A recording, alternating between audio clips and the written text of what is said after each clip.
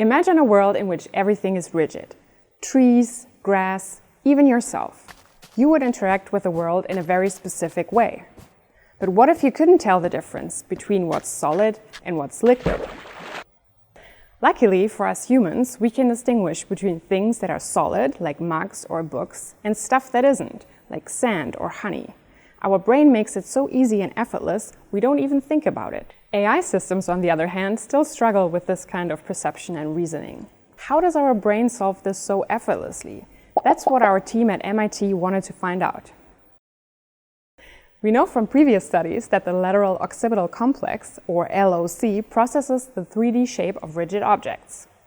We also know that a network in the frontoparietal cortex becomes active when we think about the physics of an object, like the stability of this block tower.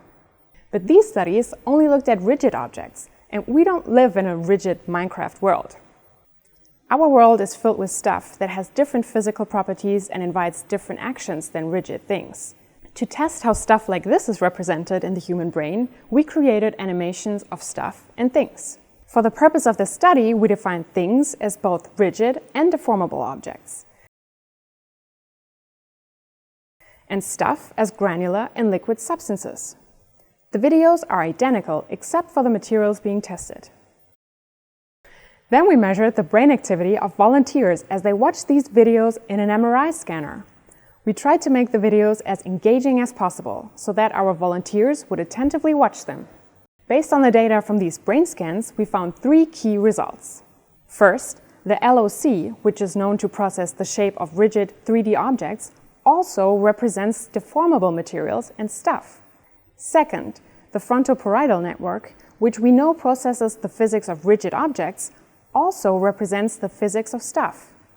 And finally, and most importantly, we found that both LOC and the physics network show distinct subregions, one with a preference for things and another with a preference for stuff. These findings suggest that distinct mental algorithms are engaged when we perceive things and stuff. Interestingly, video games work this way too.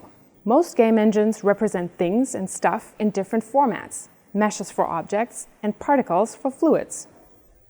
Our study raises a lot of interesting questions about the mental computations and representations that our brain uses to navigate the physical world. The answers may help us build smarter AI, better virtual worlds, and maybe even rethink the way we design technology that interacts with the real world.